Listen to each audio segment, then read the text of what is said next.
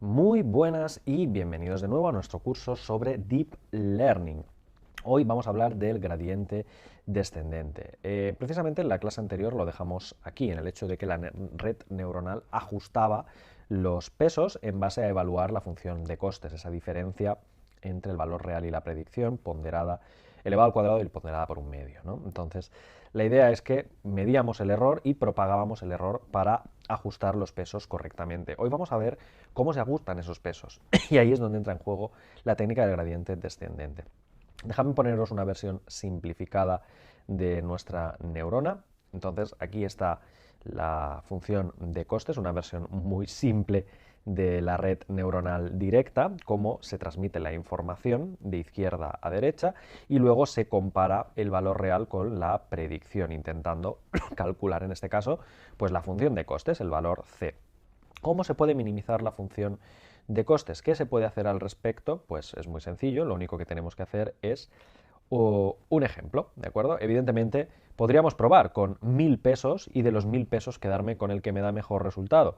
Pues sí, esto realmente funcionaría para poder ajustar la función de costes. Pues yo pongo aquí 1000 numeritos, para cada numerito calculo la función de costes y un enfoque es a fuerza bruta, a saco, simplemente tomar todos los posibles pesos diferentes, llevar a cabo las predicciones, calcular la función de costes para cada una de ellas y quedarme con, de todos los pesos que he elegido, aquel que me da menor coste. Evidentemente elegiría este que está aquí en medio.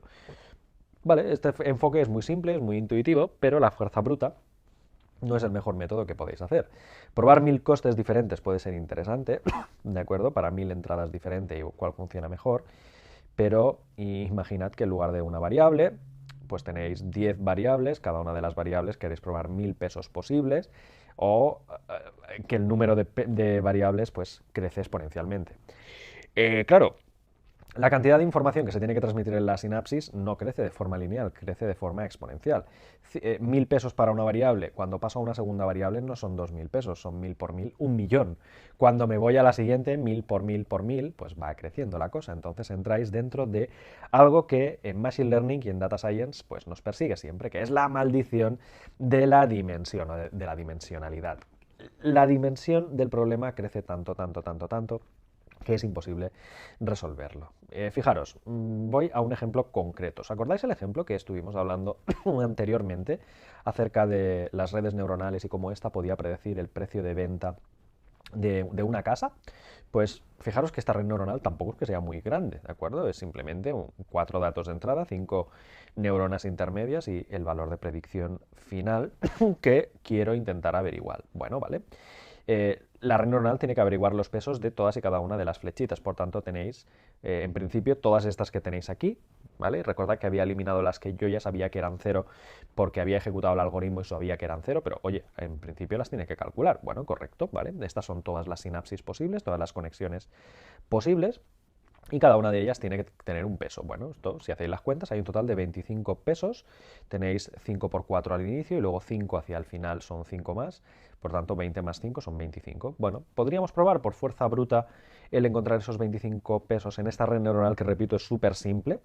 Pues bueno, de solo golpe abrirnos paso a fuerza bruta a través de esta red neuronal pues no sería precisamente el mejor enfoque. Bueno, hagamos unas matemáticas muy simples. Ya sabéis que esto de las matemáticas me mola bastante.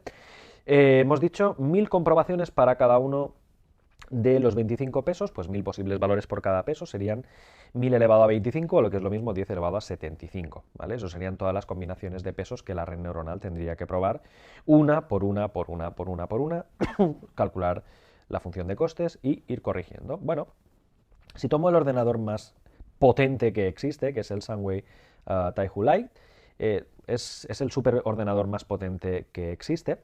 Pues bueno, en este caso está situado en China, por cierto, hay todo un edificio lleno de este supercomputador y en 2016 obtuvo el récord mundial de potencia de cálculo y de hecho está todavía en el récord Guinness como el ordenador más potente que existe. Veis ahí la foto cuando se le dio a los desarrolladores. Bueno, pues este es el ordenador más rápido que existe a día de hoy y si lo buscáis en internet pues podréis ver que es capaz de hacer 93 flops, o es la capacidad de procesamiento flop. El flop significa operación flotante por segundos. Pues bueno, son 93 petaflops, p-flops.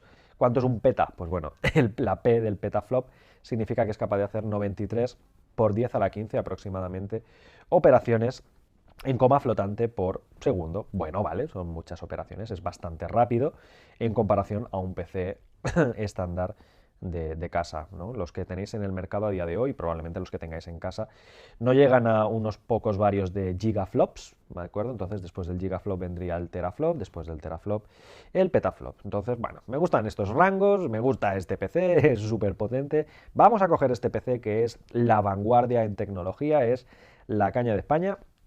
Y voy a suponer que hipotéticamente, cada vez que tiene que hacer una combinación de estas que os he dicho arriba para encontrar el peso que minimiza la función de costes, que eso fuera una sola operación de coma flotante. No es verdad porque no hay involucrada solo una operación, pero oye, voy a ponerme en el mejor de los casos, que fuera una sola operación en coma flotante y que realmente no es práctica porque se necesitan muchas operaciones flotantes para comprobar un solo peso a pesar de que sea pequeño. Bueno, vamos a darle ventaja. Digamos que como es el PC más potente del mundo, es capaz de hacer eso directamente en una operación en coma flotante, pues bueno, de las 10 elevado a 75 y las 93 por 10 a la 5 que puede hacer en un segundo, dividiría y el algoritmo de fuerza bruta me diría cuántos segundos tardaría este magnífico ordenador en completar el cálculo. Pues bueno, si hacéis los cálculos son 1,08 por 10 elevado a 58 segundos, que ya me tomo yo la molestia de pasarlo a años, son más de 3,42 por 10 elevado a 50 años, un número muchísimo más grande que la edad del universo y probablemente de la edad que le queda al universo hasta que el Sol implosione y nos vayamos todos a tomar viento, ¿no? Entonces, simplemente este número es tan grande que pues ya vemos que esto de la fuerza bruta en nuestro proceso de optimización no es precisamente el mejor enfoque, así que descartado. Incluso el ordenador Sunway Taihu Lite, el ordenador más potente del mundo, no sería capaz de encontrar el peso óptimo para un problema tan simple como este. Por cierto, nuestra red neuronal era muy simple, os lo recalco, las redes neuronales son mucho más grandes, tienen muchos más pesos y muchas más capas ocultas. ¿Qué pasaría con esta red neuronal que tenéis aquí? Pues os lo podéis imaginar, no acabaríamos, vamos, ni en miles de millones de edades del universo. Sería más probable que un mono escribiera el Quijote que el ordenador encontrara los pesos de esta red neuronal, repito, a fuerza bruta. ¿Solución? ¿No podemos hacer nada? Pues sí, evidentemente. Hay un algoritmo matemático que es súper chulo, el gradiente descendente, que os voy a explicar con un dibujito muy sencillo cómo funciona. Recordad que teníamos nuestra función de costes, recordad que os dije que podíais usar cualquier función de costes mientras sea convexa, como esta que tenéis aquí. Y la idea es que yo quiero encontrar el mínimo de esa función de costes, cuál es el número mínimo que puede tener, cuál es el valor mínimo que puede alcanzar. Entonces, la mejor opción es colocarnos en algún lugar de esa función de costes, evaluamos con una primera pasada los números, y lo que vamos a hacer es medir el ángulo de inclinación de la función de costes junto en este punto, de modo que si yo detecto que tiene ese ángulo que veis ahí, eso es lo que se llama el gradiente es la tangente, básicamente la dirección de máxima variación, de máxima caída, y que por supuesto hay que derivar para calcular un gradiente, el gradiente es una derivada. No voy a ver las ecuaciones matemáticas que hay detrás, simplemente luego ya os doy un poco de referencia para que investiguéis un poquito el método del gradiente descendente. Yo, de hecho, en la universidad tuve una asignatura entera de optimización y donde vimos esta técnica, entre otras. Ya os daré lecturas adicionales si queréis o si no las pedís, como siempre, en el foro.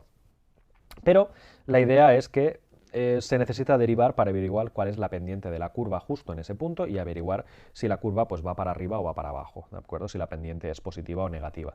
Para ello, pues simplemente se traza una recta horizontal y se mide el ángulo de inclinación. Si la pendiente es negativa, como en nuestro caso, lo que ocurre es que vamos cuesta abajo y que para minimizar la función hay que ir hacia la derecha. En caso contrario hay que ir hacia la izquierda, por supuesto, ¿de acuerdo? En caso de que la pendiente sea positiva.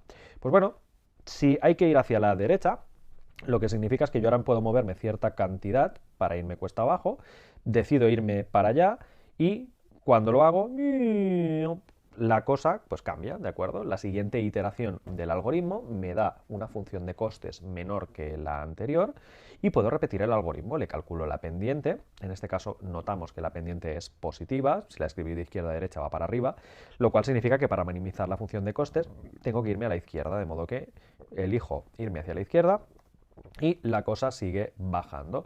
Evidentemente, mientras vamos repitiendo esta técnica, es de esperar que la función de costes será cada vez menor y que en un momento dado, pues, no bajará más, o lo que es lo mismo, el algoritmo habrá convergido hacia el valor final. Por supuesto, la pelota no va rodando como he hecho yo aquí, sino que va zigzagueando de una iteración a la siguiente. Cada una de las bolas que tenéis discontinuas sería una posible iteración de la fase de aprendizaje de la red neuronal. Pero bueno, es un acercamiento bastante interesante a cómo funcionaría la red neuronal y el algoritmo del gradiente descendiente. Por supuesto que hay otros muchos más enfoques que no solo este, pero este es bastante interesante. La idea es que la bola no tiene que subir en ningún momento, siempre tiene que ir bajando por encima de esta función de costes y que gracias a eso pues aprendemos cuáles son los parámetros que hay que ajustar, cuál es la dirección de máxima bajada y de todos los pesos que hay, cuáles son los que deben cambiar de una fase a la siguiente, ¿de acuerdo? Evidentemente, más adelante tendréis una aplicación práctica de esto, pero el enfoque intuitivo más simple es este que tenéis aquí, de que de todas las direcciones que pueden tomar los pesos, vamos a elegir aquellas que son capaces de forzar el descenso de la función de costes, en lugar del enfoque a fuerza bruta a través de miles de millones, de cuatrillones, de mil millones de combinaciones, pues simplemente buscar en qué dirección hay que ir para bajar de la montaña, ¿de acuerdo? Quiero bajar de la montaña o de la colina de forma correcta, pues hacia qué dirección me tengo que mover, dónde está la bajada. Eso es lo que es capaz de hacer el algoritmo del gradiente descendente, de modo que en lugar de miles de millones, le dais 20 pasos, 30 pasos, 50 pasos, 100 pasos, con un número de pasos moderado y que es capaz de hacer un PC normal y corriente en apenas unos segundos, es capaz de bajar. Incluso si alguna vez veis representado el gradiente descendente en un ejemplo ya no unidimensional como el anterior que os enseñé de la parábola, sino en un ejemplo bidimensional, obtendríais este grafiquito que tenéis aquí. Tendríais las curvas de nivel de la montaña, por ejemplo, y en el espacio bidimensional el gradiente descendiente lo que hace es localizar siempre en qué dirección se tiene que mover para acercarse al mínimo, a la cuenca del valle, ¿de acuerdo? Entonces, fijaros que en 3 dimensiones también sería posible interpretarlo. Esto sería la montaña, donde nos queremos mover para llegar al mínimo. Fijaros cómo la curva se ha ido moviendo haciendo zigzag, y si lo proyectamos en 2 dimensiones, lo que podéis ver es precisamente los típicos mapas de topografía, cómo se va moviendo encima de la región hasta alcanzar el mínimo. Por supuesto, existirá una variante de este algoritmo, se llama el gradiente descendiente estocástico, donde esta técnica se une con un poquito de aleatoriedad y estadística para todavía mejorar un poquito más la convergencia de nuestros algoritmos de redes neuronales.